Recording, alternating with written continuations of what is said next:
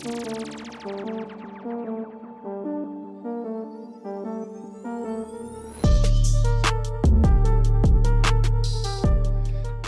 to this week's episode of Shut the Hell Up and Sell.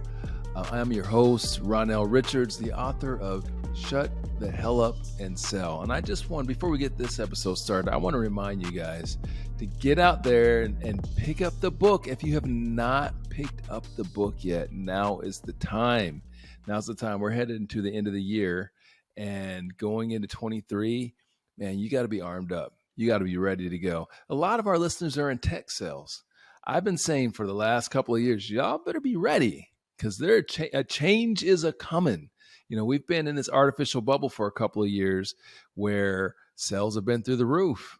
Well, those sales are coming down now. Are you prepared to make that adjustment? Are you prepared to do what it takes to be successful? And I feel that really leaning into the philosophies that we're sharing on Shut the Hell Up and Sell and on this podcast can help to prepare you to be ready. It can help prepare you because we're bringing people back to the fundamentals of the game. And if you have a keen understanding of the fundamentals and philosophy to drive those fundamentals, you'll kick ass whether it's 2023 or 2043 or 1969. It's all the same, guys. And that's what we're bringing people back to. All right, let's get into this week's episode. I am joined by another great friend of mine. I've got Steven Stull on today. Steven, what's going on, man? Nothing much, man. How you doing, Rono? Well, right now I've got a little bit of background envy, because you got some cool stuff going on back there, man. Thanks, you know, man. I take Appreciate pride that. in my background. So if you guys are listening to this, you need to make sure go to our website, shutthehellupandsell.com, or go to YouTube or go to Spotify, and you can check this out in its full video brilliance and see Steven's dope background. So you got some, what is that? It looks like bobbleheads. Who are they? Yeah, I got bobbleheads, man. I got the Atlanta Braves championship. I even kept the All-Star game up here because I'm still salty that they took the All-Star game from us. So still salty, huh?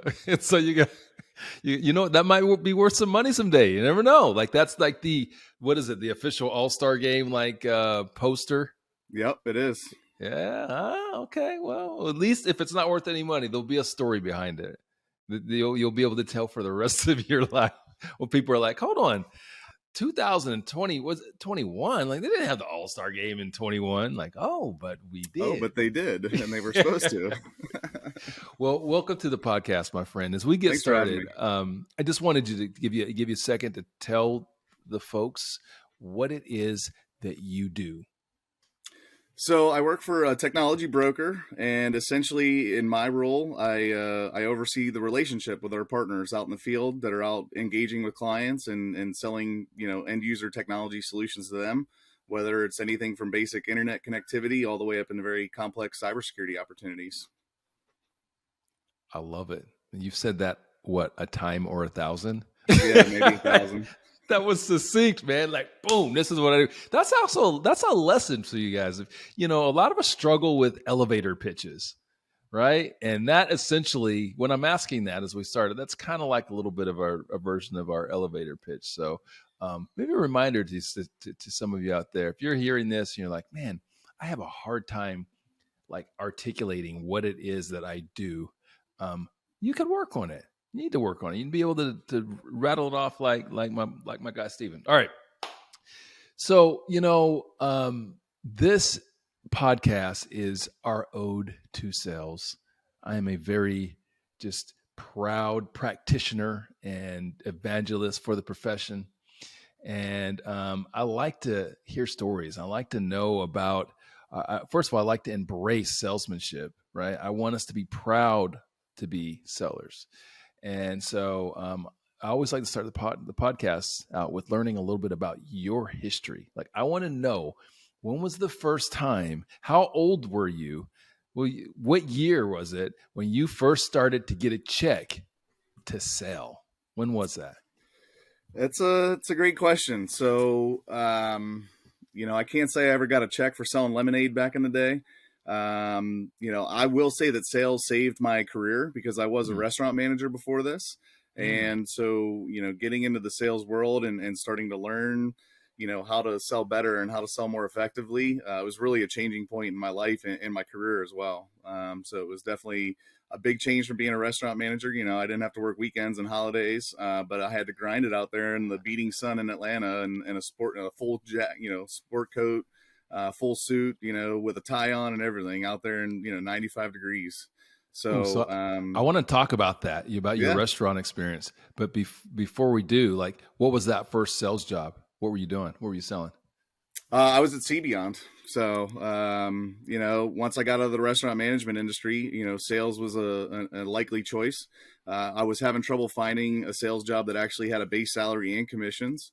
And luckily enough, Beyond came along through a recruiter relationship that I had, and got the interviews there. And it was a huge base salary of like $28,000 a year or something. But it was a base salary, and I knew that going into sales, I had a learning curve. So I wanted to allow myself some runway for that. And if I took a job that was just commission only, I didn't know how successful I would be at it.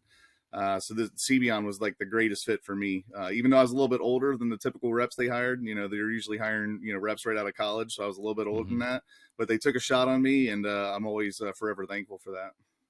Wow, what a transition!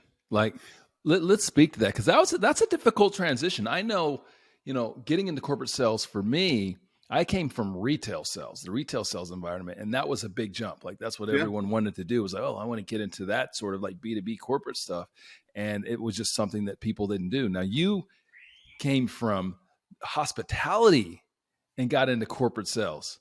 So tell me about that. Like, how did that happen? Again, I was just looking for sales roles, and CBON came along, and it seemed like a perfect opportunity to, the recruiter told me not to tell them I was a people person, because he said people persons work at McDonald's. Mm. But that's ultimately what I thought, and why I thought I'd be successful in sales, is that I know how to talk to people, I know how to engage with people, build relationships. And it was a struggle initially. I'm not going to lie, Ronell. It got to the point in the first 3 months at CBON where my manager, Nick Pagnotta, actually had me stand on my desk to make phone calls because I was not setting enough appointments over the phone.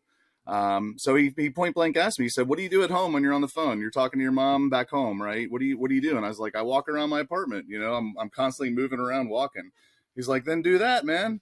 He's like, "Stand on your desk. I don't care what you do. You just need to set more appointments." So I would stand on my desk with my cordless phone, and I would make calls, and I would be looking over the whole, 60 or so sales reps that were out on the floor.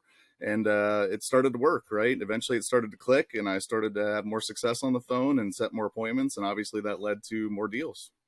That's what's up. Wow. So now, before you got to that point, let's talk a little bit about that transition, because there are a lot of people out there. Again, I came from retail to sales to get into corporate sales, and you came from hospitality.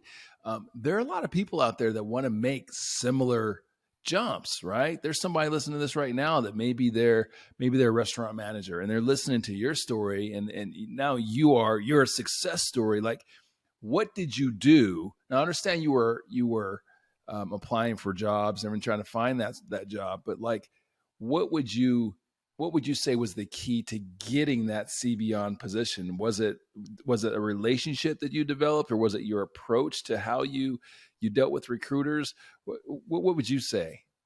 I would say it was my tenacity one, because I never gave up and I kept following back up with them. Mm. Most employees that CBON hired had one field ride where they would go out with a rep for half a day or something. They actually made me go through two field rides, and we got blown up at a door on the second one. We entered the business, and the lady just lit us up, and my manager, who was taking me on the field ride, she could tell how I handled that, right? How I handled the adversity, how I handled this lady yelling at us and kicking us out of her office, right? And I think it was at that moment that she said, "Hey, this guy can do this. If he can handle that lady kicking us out of her office, like he's going to be capable of doing this job." Yeah. Yeah. I love that. So what I'm hearing from you first is being willing, understanding that you're going to have to show that you're willing to do what other people aren't going to do, Yeah. aren't willing to do. But from a standpoint of like getting that opportunity, like, what advice would you give someone today that is in a similar sort of situation? Like, maybe they want to get into corporate sales, technology sales, or whatever, but they're in kind of a non-traditional either job or track that kind of funnels them to there, right? Like you said, there's a lot of like college recruitment. So you're Sure. not that. Like it's you. Like if you could go back to yourself, your younger self, or maybe transport your younger self to today, because we got to admit the landscape has changed a bit, Yeah. and say, hey, look, Steven, if you want to get a gig like this, here's what you should probably do. Here's how you should probably like try to find it or prospect it. Like, what would that advice be for you? Again, my biggest thing is just tenacity and never giving up. I've even been told that in some of my sales engagements over the years is like, hey, we're circling back to you because you haven't given up on us, right? You continually are persistent and you're following Yeah, up, but you're not being like over persistent. yeah, And I've always followed that in the interview process as well. So if it's a job that I want, like I am going to put forth like all the extra effort up front to show that person that, hey, I'm the right person for this job. So, hmm a good example is like Telarus. Like when I got this job, I had a list of references available for the hiring manager, that were partners in the Atlanta market that were like vouching for me. So, and I had built a business plan, right? I had a 30, 60, 90-day business plan before the job was even a real job. mm And I think that really showed the hiring manager, like, look, this dude is serious about this. He wants this job. He's building business plans for this job. He's showing me references of partners that we want to work with, right? So I think the tenacity, just continuing to get after it, never giving up, and then also just doing the small things, right? You go on an interview. If that's a job you want, you should be following up with every single person you talk to and thanking them for their time and showing them appreciation. I've seen that go a long way in those types of interviews when I'm trying to get a job that maybe I'm not the most qualified person for. hmm Certainly with Telarus, I probably wasn't. Only with a year and a half of channel experience, but she saw the things that I was doing and putting in motion, and the thought process and the amount of time that I was putting into it and the passion that I had for it. And I think that's passion. And I think I just hit it there. If you show your passion to those people, they're going to understand that you're the right person for that role, regardless of what the requirements or the experience, expectations are. Man, what a great point to make. I mean, there's absolutely kind of like that X factor thing that Yeah. all sales leaders look for, right? And if you can show that you've got that X factor, they're willing to overlook the amount of time in the industry, the amount of schooling. Yeah. And that's one of the things I love about this business, man. Um, speaking of X Factor, so you made a transition, and I usually don't go this long on the front end, but man, I Sure. think it's so interesting, and it's something that not just is interesting that people can learn from. Before I ask you this question, let me add to your comment in saying that, guys, it's easier to do this than it ever was. I don't care about what level you're at. You can be someone that's trying to transition from hospitality to sales like Stephen was, or you can be someone that's in an individual contributor role that wants to be a leader, or someone that's a, a manager and wants to be an executive leader. You can demonstrate that X factor in easier ways now than you ever could back in the day. Like you can be reaching out to people on social media. Clearly, there's the old ways of email and calling and all that sort of thing. But you can use personal video, which Stephen and I are huge proponents of. Like you can use that to show people that you've got that X factor to communicate with them in ways that other people aren't. So I would recommend, if you've got that, if you're someone that's like Steven was back in the day and you're looking to transition, go find the people. Use the tools. Okay. Use LinkedIn, use Google, find the people that are going to be in the position to make those decisions and speak to them. Yeah. Send them messages, send them videos, and be prepared. Your example was fantastic, and how you, even in your current position, how you prepared a plan before you ever got there. I did something similar back in the day when I was an individual contributor. I'd show up to interview with my full book, a portfolio, like boom. Here's what I've done. Here's who I Yep. am. Here's all of the facts to back it up. It showed the same thing as preparation. All right. Absolutely. So coming from that environment, the hospitality world, what did you learn in hospitality, like that has translated to the sales world? Well, I'd say just dealing with escalations, right? Obviously, as a restaurant manager, you tend to deal with some unhappy clients from time to time. Mm-hmm. So I think, clearly in telecom, there's, it's technology. So there are going to be things that go sideways at times. So whether it's, here at Telarus or when I was on the supplier side, you know, uh, listening to partners, right? That's the most important thing when someone has an issue is that you listen to them, and give them time to talk and don't interrupt them. So things of that nature that I learned in the hospitality industry have definitely carried Mm. over when I've had to deal with escalations or upset partners or clients and whatnot. So I'd definitely say that was a big thing. So that skill set of just of being able to have the guy that's got the bad steak and he's pissed off and wants to speak to the manager and being able to calm that guy down and win a customer out of it. Now it's even first of all, how many years has it been now that you've been in technology sales? 16 and a half. Wow. Let's clap that out. 16 and a half. You've There you earned go. that.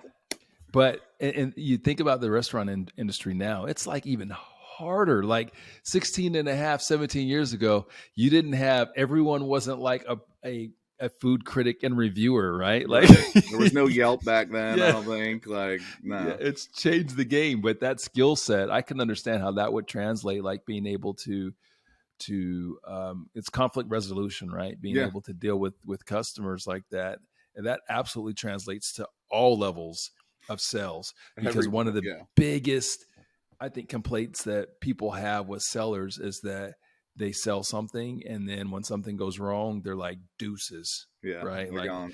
and so those that have that skill set that aren't afraid to like hang in there, take care of their customer, and Do the don't right run thing. from the fire. Like you build advocates, like I know you do for your business. Oh, yeah. All right, my next question for you.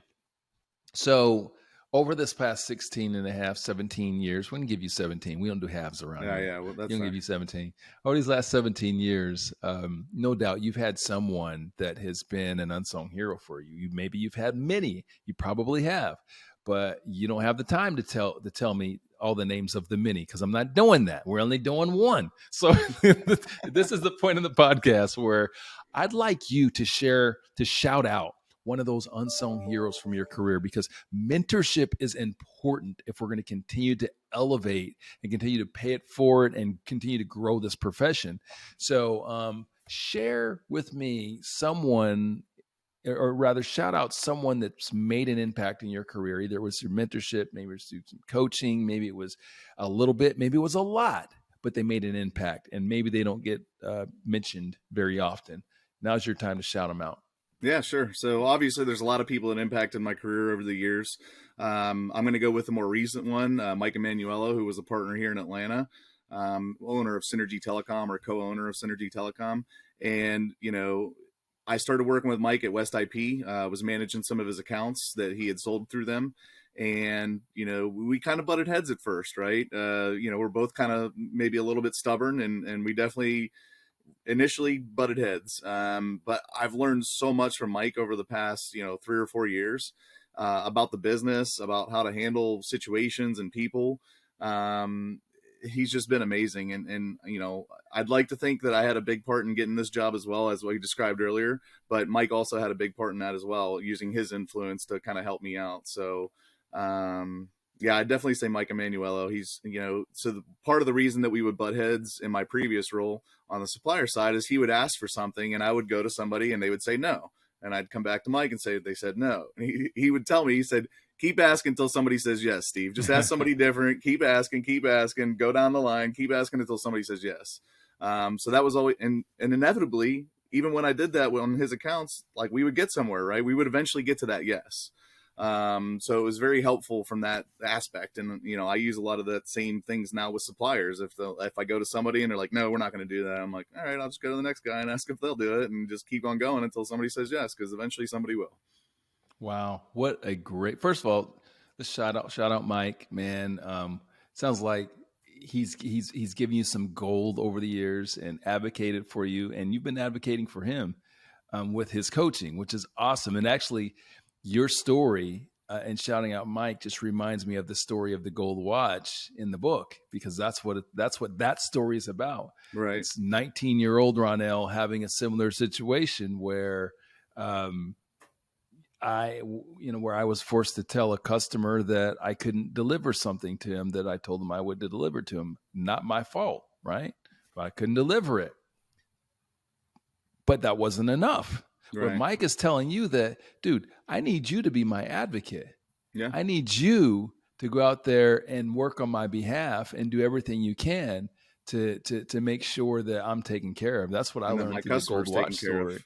Yeah. And I mean, that's fundamental to sales, man. Like, Yeah. if you want a long career in sales, you got to learn how to build advocates out of your customers. And you do that by doing what Mike told you to do and what you've been doing. I've been able to experience firsthand. So that's what's up. Shout out to Mike. All right. It's storytelling time. All right. Are you ready to tell a story? I guess. All right. It looks like Ready as I'll ever be. you got kind of like it's not really a sweater, but it kind of looks like a sweater. It's like a raincoat almost. Okay. Like, well, on the camera, it looks like, okay, I'm ready to tell the story that, like sit down in the library with the kids and yeah, Mr. Rogers look a little bit. All right. So, in the book, I share stories. These stories are stories from my career to better educate people as to why I believe certain ways. These stories, real stories, help to create my philosophy. So at this point in the podcast, I'd really like you to share a story from your career. This could be a story of success, failure, whatever, but it's something that made such a strong impact on you that it's helped to formulate your philosophy on business or sales. I didn't have anything prepared, Ronell, so I'm just kind of shooting from the hip here. But you know what, Stephen? Nobody knows that. So that's fucking. Well, I just outed myself then, This is the beauty of philosophy, though. This is the beauty of it, is like it is so core to who we are that it's not something that we usually have to like figure out or take a lot of time to think about. Like there are these moments, there are these experiences, whether it's the one and I'm sorry that you already lit one out the back. I love that, which is the standing on top of the desk. That's a great story. Like, that's another great one. Like, there are these moments that, where it's either triumph or failure, but we learn something valuable that like makes that mark and it changes behavior. So anyway, now's your time to share one of those. I'm sure you got a few. Yeah, sure. So, obviously in my role today, I'm not directly selling to any clients, right? I'm working with partners, I'm building relationships. Through that, working with partners and building those relationships, what I've come to understand is that sales, like you have mentioned, is evolving, right? It's no longer, a price discussion. It's no longer a feature and functionality discussion. It's a business outcome discussion. And that's what I've learned from working with the best partners in Atlanta and Tennessee, is that you can go in there and sell on price all day, you're never going to win, right? You can go there and sell on features, functionality. Guess what? There's probably 100 competitors that have the same features and functionality.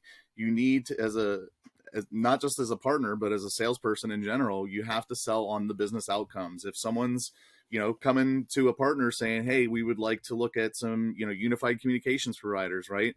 They're not just asking to look at unified communications providers so that they can, ditch their premise system. There's a business outcome that they're looking to achieve by doing that, right?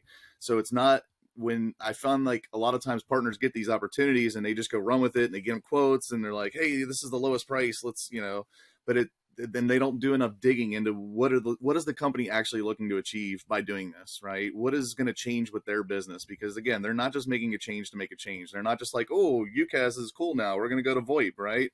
No, they're going to VoIP or UCAS for a reason, because now they have a distributed workforce.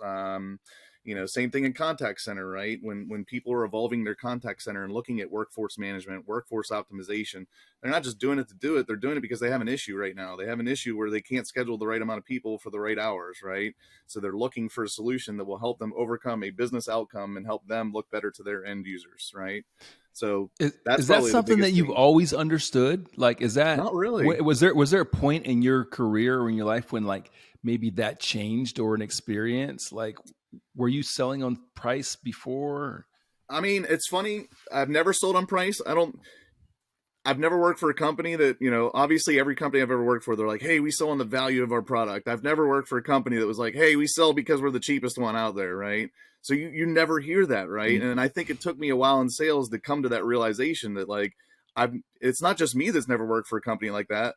They don't exist. There's no company you're ever going to get hired for that's like, yep, we just go out and give them the cheapest price and hope we win. Like that's not anybody's philosophy, right? Mm-hmm. Everybody wants to sell on the value of their solution. Everyone wants to sell, on what they bring to the table. So that's kind of, it wasn't again until probably the last 4 years that I've really come to that realization that, you have to dig in more, especially with the larger customers. You got to dig in and figure out what's driving those decisions, not just like what features they want on a new UCAS solution. Wow, what a great point you made. Like you're like, not every company says that they're it's about providing value and everything. And you're right. That's what they say, but that's not what they do. Right. Well, if So anyone's out there that worked for a company that said, "Hey, like our go-to-market strategy is we're the cheapest," like I'd be open to hearing that discussion because well, I don't think it's just me that hasn't ever heard that. so here's the point that I want to make in that is that there are things that we say and then there are our actions. So Yeah, yeah, to your point, everyone says that. However, their sales training and their coaching to their sellers promotes something opposite to that, which leads sellers to down the road of being price focused and more right, transaction focused. Even as you talk about value, when companies or sellers are talking about value, they're not talking about value from the perspective of the customer. They're talking about value from their perspective right. or the company's perspective, right? These perceived value props without really understanding, as you're saying, outcomes. When you're outcomes focused, it is totally different. Yep, When you're outcomes focused, you're divorcing yourself from your product and service.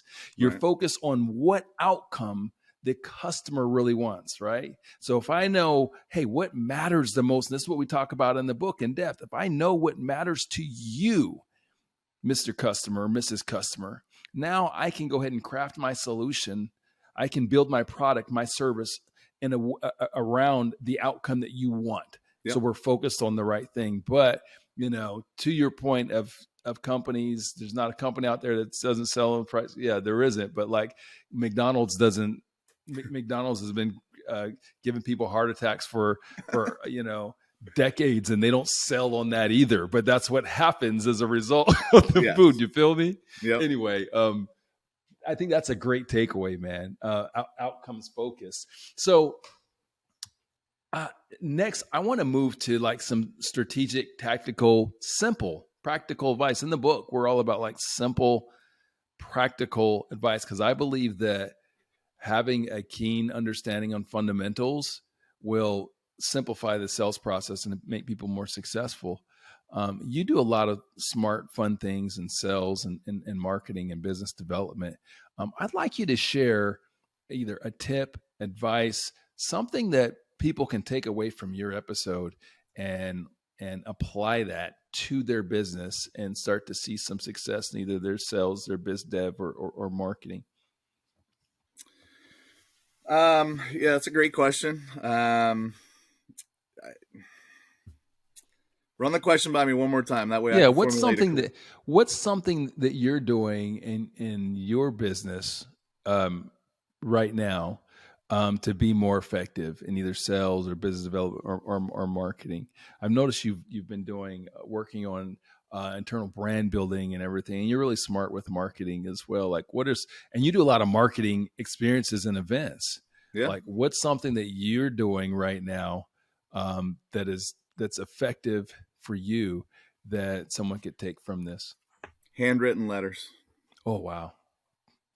So Tell me what I've about been it. doing is when we have a big conference like Partner Summit in Utah, right? Hmm. I do a lot of selfies of people, or I'll take a picture with a big group.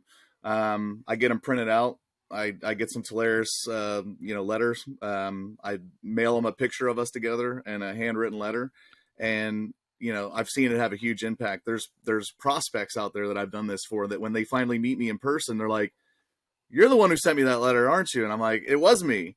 And it has a huge resonating impact. And it helps me build those relationships with those partners and ultimately show them that I'm not just here to collect orders. I'm not just here to get sales out of them. I really want to be, a partner to them. And I need it to be a two-way street. I never want it to be a one-way.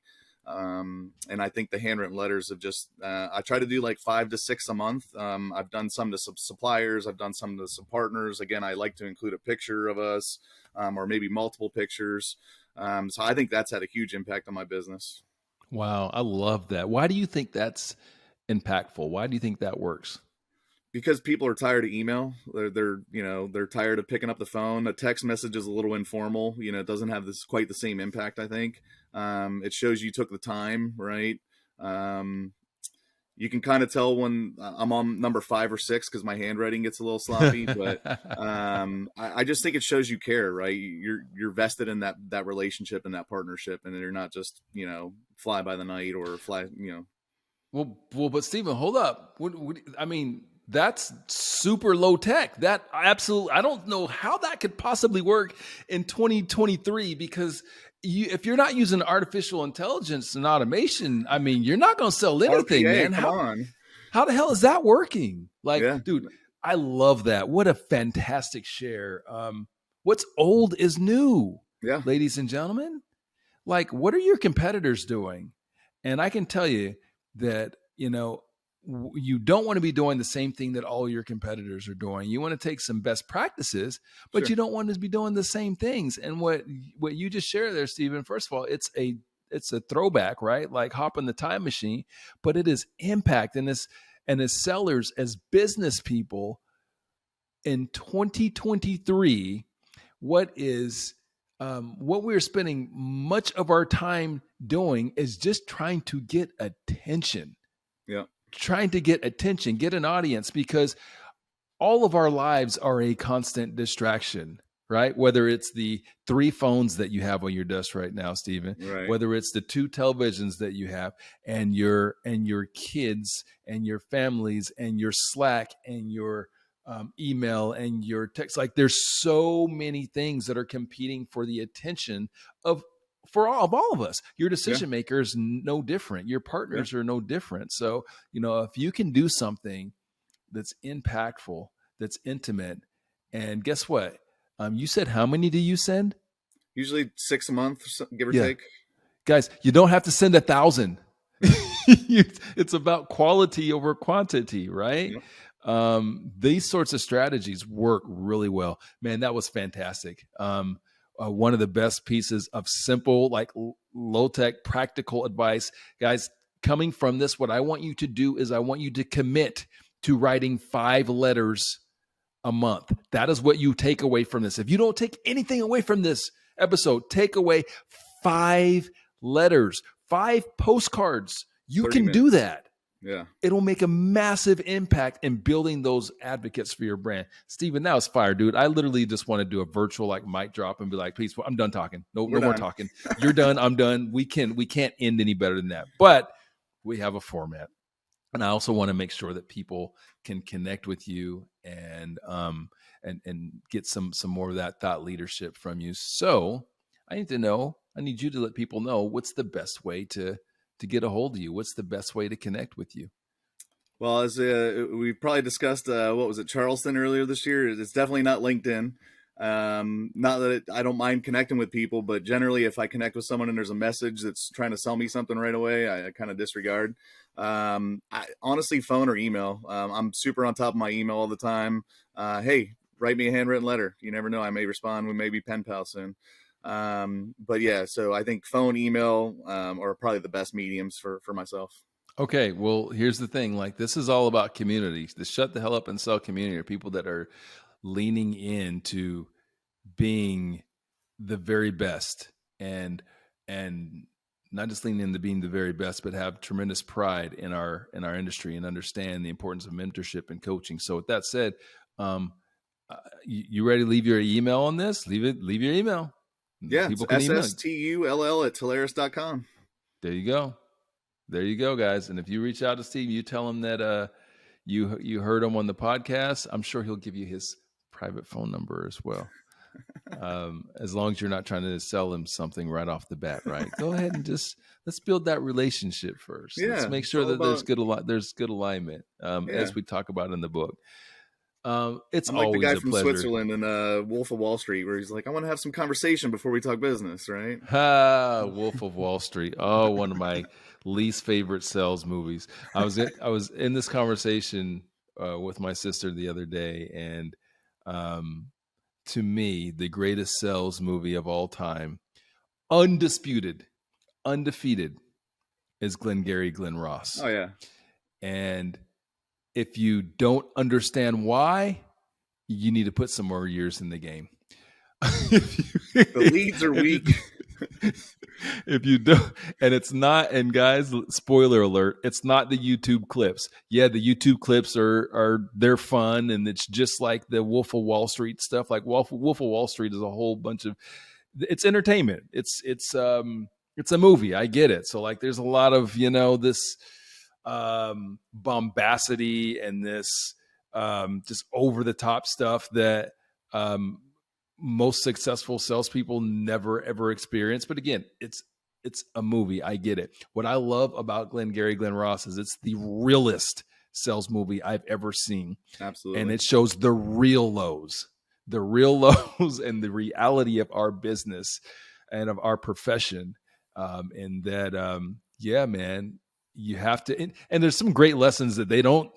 Maybe I'll write a book about it someday. But there's some great lessons, some indirect lessons in there into how to build a business. And before I go on my whole Glengarry Glen Ross tangent, I will just leave you with one. If you've not watched the movie, watch the movie. There is a character called Harold the Machine Levine, and he has scared me to death for the last 30 years because I did not want to be him. But he is a reality.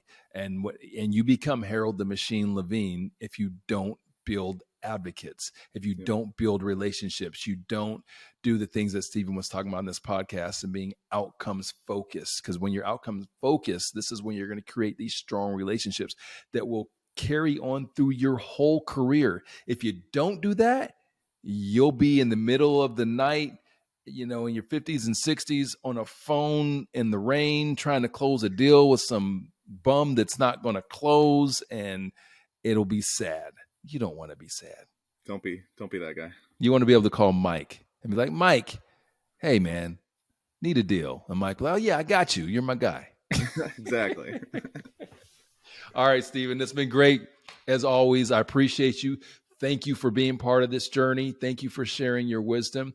And folks, make sure that you reach out and connect with Stephen on LinkedIn too. We're going to make sure and have his link in the show notes, and shoot him an email if you feel so inclined to either thank him for his thought leadership or maybe get a little mentorship. All right, guys, with that, it's time to get this week going. It's time to go out there, go make some sales, build some relationships, build some advocates. But remember, say less, sell more. See you next time.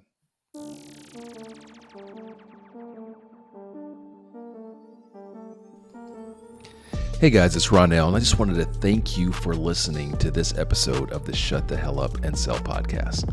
If you liked it, please rate us 5 stars on whichever podcasting platform you're listening to this on. And while you're at it, punch that subscribe button. That way you get notified every time we drop a brand new episode. Hey, I'd also appreciate it if you went to our website, shutthehellupandsell.com, and became a member. It's absolutely free, and you'll have the opportunity to listen to previous episodes of our podcast, check out some of our free courses, get a copy of the book, and we'll send you sales tips and motivational nuggets from time to time.